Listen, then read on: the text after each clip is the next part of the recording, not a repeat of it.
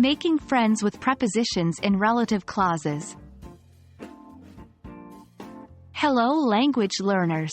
Welcome back to our series on English grammar. Today, we're diving into a very interesting and crucial topic: prepositions at the end of the clause. Specifically, we will discuss how they work within relative clauses. This might seem a bit complex, but don't worry. We're going to break it down step by step, so you'll be creating sentences with prepositions at the end of relative clauses in no time. Let's do a quick recap.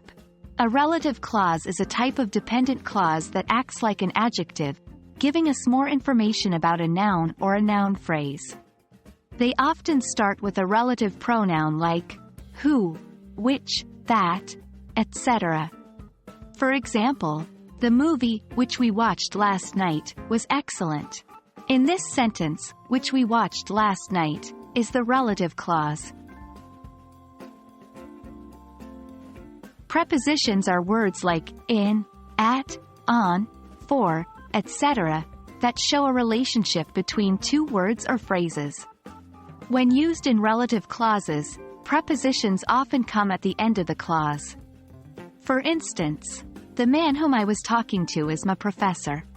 Here, the preposition to is at the end of the relative clause, whom I was talking to. Now, how do we formulate these clauses? Here's a general formula: relative pronoun plus subject plus verb plus preposition. Let's break it down. 1. Relative pronoun. Use who for people, which for things, and where for places.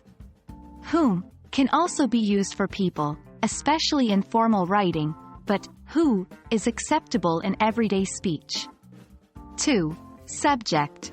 This will be the noun or pronoun that the verb applies to. 3. Verb. Choose the appropriate verb for the situation. 4. Preposition.